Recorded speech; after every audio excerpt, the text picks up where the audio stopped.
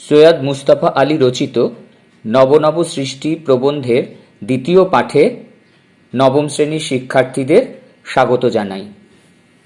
প্রথম পাঠে আমরা লেখক পরিচিতি এবং তার সঙ্গে প্রবন্ধের কিছুটা আলোচনা করেছি। আজকে যতটা প্রথম পাঠে আলোচনা করেছি তারপর থেকে করব। আমরা দেখেছি যে লেখক বলছেন রচনার ভাষা তার বিষয়বস্তুর উপর নির্ভর করে। এই বিষয়টা নিয়ে আমরা প্রথম পাঠে আলোচনা করেছি। রচনার ভাষা তার বিষয়বস্তুর উপর নির্ভর করে। যে বিষয়বস্তুর উপর রচনা হবে তার সাপেক্ষে তার ভাষা হবে। যেমন লেখক বলছেন শঙ্কর দর্শনের আলোচনায় ভাষা সংস্কৃত শব্দবহুল হবেই।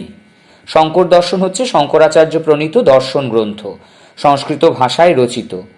তাই বলছে তার ভাষা সংস্কৃত বহুল হবেই, এটা স্বাভাবিক। আবার পক্ষান্তরে মোগলাই রেস্তোরাঁর বর্ণনাতেও ভাষা অনেকখানি হুতম ঘেঁষা হয়ে যেতে বাধ্য। হুতম ঘেঁষা রেস্তোরাঁ হচ্ছে জলখাবার প্রভৃতি বসে খাওয়ার যে দোকান, রেস্টুরেন্ট যাকে বলা হয়। এবং সেখানে বলছে যে তার ভাষা অনেকটা হুতম ঘেঁষা হয়ে যেতে বাধ্য। হুতম এর আগের পাঠে আমরা বলেছি হুতম কি, যে হুতম প্যাঁচার নকশা কার লেখা। হুতম বলতে আমি কার কথা বলেছি এখানে?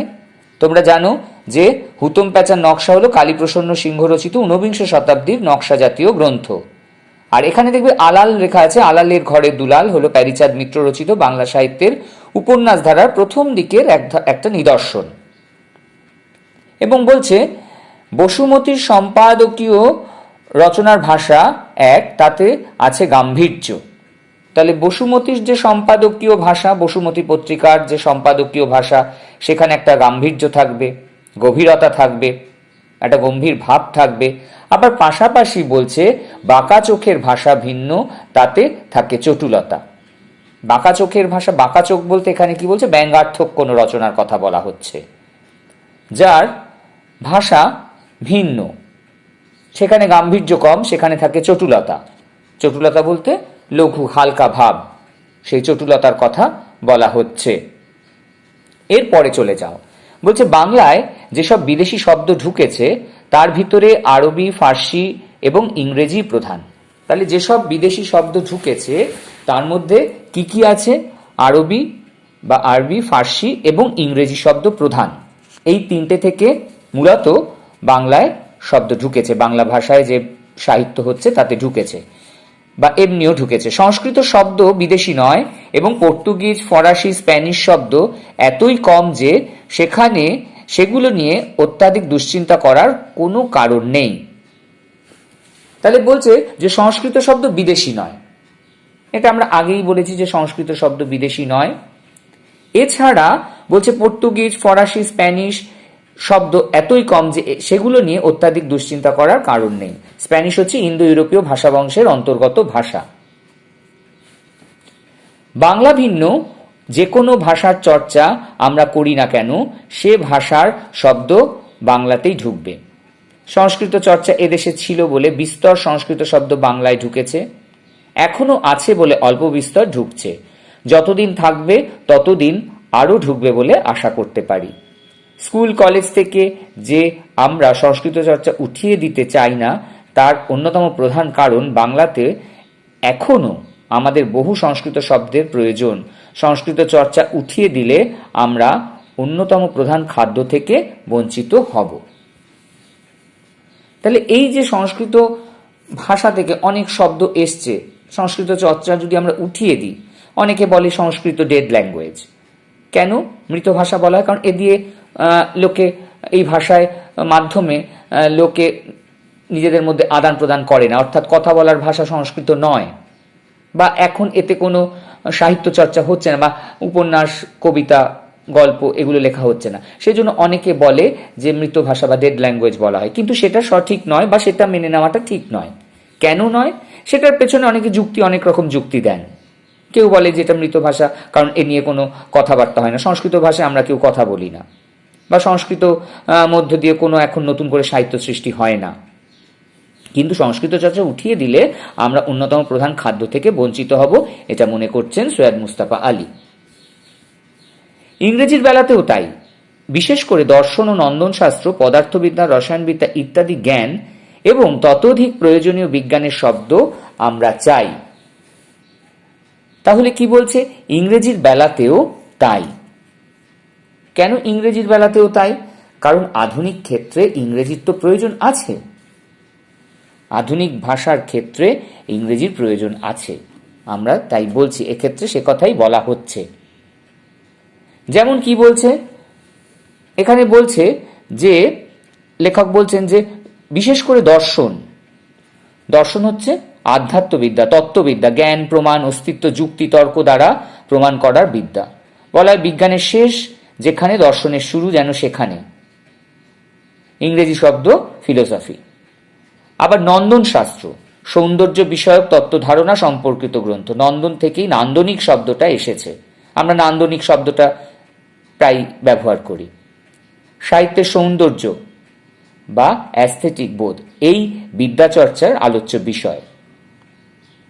আবার বলতে পারি অ্যারিস্টটলের যে পোয়েটিক্স আছে সেটাও নন্দন শাস্ত্র। তারপর পদার্থবিদ্যা, যেটাকে ফিজিক্স বলা হয়, রসায়নবিদ্যা, কেমিস্ট্রি ইত্যাদি জ্ঞান এবং ততোধিক প্রয়োজনীয় বিজ্ঞানের শব্দ আমরা চাই।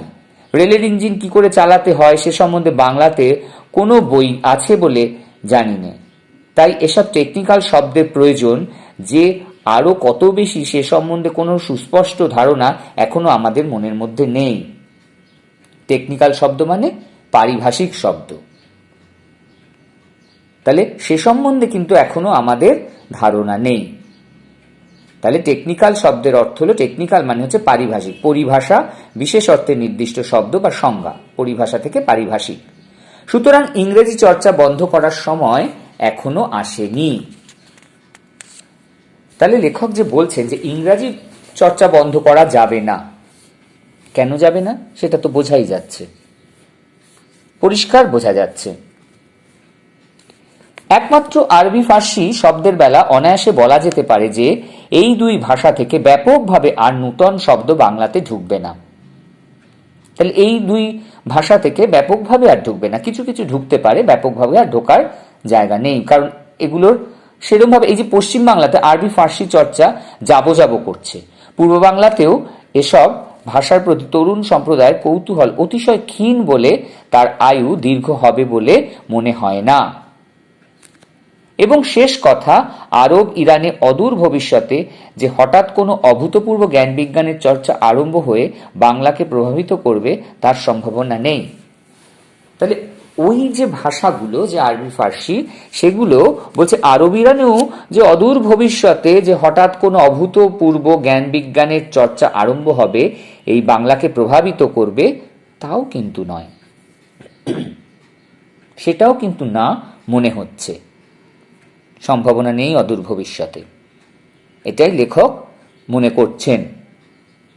কিন্তু যেসব আরবি ফার্সি বাংলা শব্দ বাংলাতে ঢুকে গিয়েছে তার অনেকগুলো যে আমাদের ভাষাতে আরো বহুকাল ধরে চালু থাকবে সে বিষয়ে কোনো সন্দেহ নেই। এবং দ্বিতীয়ত, কোনো কোনো লেখক নূতন বিদেশি শব্দের সন্ধান বর্জন করে পুরনো বাংলার চণ্ডী থেকে আরম্ভ করে হুতম পর্যন্ত অচলিত আরবি ফার্সি শব্দ তুলে নিয়ে সেগুলো কাজে লাগাবার চেষ্টা করছেন। তাহলে কি বলছেন লেখক? বলছেন যে কোন কোন নূতন লেখক নূতন বিদেশি শব্দের সন্ধান বর্জন করে পুরনো বাংলার চণ্ডী থেকে আরম্ভ করে হুতম, চণ্ডী হচ্ছে মধ্যযুগের রচিত বাংলা মঙ্গল কাব্য ধারার উল্লেখযোগ্য কাব্য হলো চণ্ডী মঙ্গল কাব্য, যেখানে আমরা জানি দেবী চণ্ডীর মাহাত্ম্য কীর্তন হয়েছে, মাহাত্ম্য বর্ণনা হয়েছে। আমরা কলিঙ্গ দেশে ঝড় বৃষ্টিতে দেখেছি, সেই চণ্ডী মঙ্গল নিয়ে আলোচনা করেছি। মুকুন্দরাম চক্রবর্তী মঙ্গল কাব্য ধারার অন্যতম বিখ্যাত একজন কবি। আর হুতম তো বললাম একটু আগে, হুতম প্যাচার নকশা কালীপ্রসন্ন সিংহ রচিত, 19বিংশ শতাব্দীর রচিত গ্রন্থ। তাহলে বলছে অচলিত, যেটা চলিত নয়, চলছে না, আরবি ফার্সি শব্দ তুলে নিয়ে সেগুলো কাজে লাগাবার চেষ্টা করছে। কিছুদিন পূর্বেও এই এক্সপেরিমেন্ট করা অতিশয় কঠিন। এক্সপেরিমেন্ট মানে পরীক্ষা নিরীক্ষা, কঠিন ছিল, কিন্তু অধুনা বিশ্ববিদ্যালয়ের কল্যাণে অনেক ছাত্রছাত্রীকে বাধ্য হয়ে পুরনো বাংলা পড়তে হয়। তারা এই সব শব্দের অনেকগুলো অনায়াসে বুঝতে পারবে বলে অচলিত অনেক আরবি ফার্সি শব্দ নূতন মেয়াদ পাবে। মেয়াদ মানে সময়সীমা, অধুনা মানে বর্তমান, আধুনিক। তাহলে এইগুলো কিছুটা সময়সীমা পাবে। এই পরিস্থিতির সামনে জীবনমৃত এসব শব্দের একটা নূতন খতেন নিলে ভালো হবে। খতেন মানে খতিয়ান, হিসাব। জীবনমৃত মানে হচ্ছে জীবিত হয়েও মৃত, নিতান্ত অবসন্ন, নিশ্চেষ্ট। তাহলে এই পরিস্থিতির সামনে জীবনমৃত মানে জীবিত হয়েও যে মৃত ভাব, এরকম এসব শব্দের ব্যবহার হচ্ছে না, মৃতপ্রায় শব্দের একটা নূতন খতেন নিলে ভালো হয়। খতেন মানে খতিয়ান বা হিসাব নিলে ভালো হয়। ভারতীয় মক্তব মাদ্রাসায় যদিও প্রচুর পরিমাণে আরবি ভাষা পড়ানো হয়েছিল। মক্তব মানে মুসলমানি প্রাথমিক বিদ্যালয়, আর মাদ্রাসা হচ্ছে মুসলমানদের উচ্চ বিদ্যালয়। মক্তব হচ্ছে প্রাথমিক, মাদ্রাসা হচ্ছে উচ্চ বিদ্যালয়। প্রচুর পরিমাণে আরবি ভাষা বলছে পড়ানো হয়েছিল। তবু কার্যত দেখা গেল ভারতীয় আর্যগণ ইরানি আর্য সাহিত্য অর্থাৎ ফার্সির সৌন্দর্যে অভিভূত হলেন বেশি। উর্দু সাহিত্যের মূল সুর তাই ফার্সির সঙ্গে বাঁধা, আরবির সঙ্গে নয়। হিন্দি গদ্যের উপরও বাইরের যে প্রভাব পড়েছে সেটা ফার্সি, আরবি নয়। তাহলে সেটা ফার্সি শব্দ, ফার্সি ভাষা, আরবি ভাষা বা আরবি ভাষা নয়। একদা ইরানে যেরকম আর্য ইরানি ভাষা সেমিতি মানে হচ্ছে সেই রকম, সেমিতি আরবি ভাষার সংঘর্ষে নবীন ফার্সি জন্মগ্রহণ করেছিল, এটা আমরা দেখতে পাচ্ছি। ভারতবর্ষে সেই সংঘর্ষের ফলে সিন্ধি, উর্দু, কাশ্মীরি সাহিত্যের সৃষ্টি হয়। সিন্ধি হচ্ছে ইন্দো ইউরোপীয় ভাষা বংশের অন্তর্গত ইন্দো ইরানীয় শাখার ভাষা সিন্ধি। উর্দু ইন্দো ইউরোপীয় ভাষা বংশের অন্তর্গত ভাষা, পাকিস্তান ও ভারতে প্রচলিত ভাষা উর্দু ভাষা। কাশ্মীরে প্রচলিত ভাষা কাশ্মীরি ভাষা। সাহিত্যের সৃষ্টি হয়, কিন্তু আরবির সঙ্গে সংঘর্ষ ফার্সির মাধ্যমে ঘটেছিল বলে কিংবা অন্য যে কোনো কারণেই হোক ভারতবর্ষীয় এ তিন ভাষা ফার্সির মতো নব সৃষ্টি দিয়ে ঐশ্বর্যশালী সাহিত্য সৃষ্টি করতে পারল না, এটাই লেখক মনে করছেন।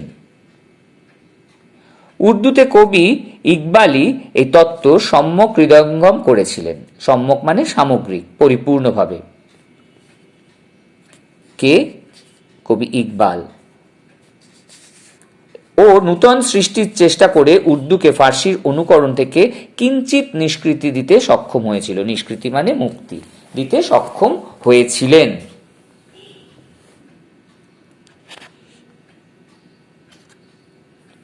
বাঙালির সর্বশ্রেষ্ঠ সাহিত্য সৃষ্টি তার পদাবলী কীর্তনে।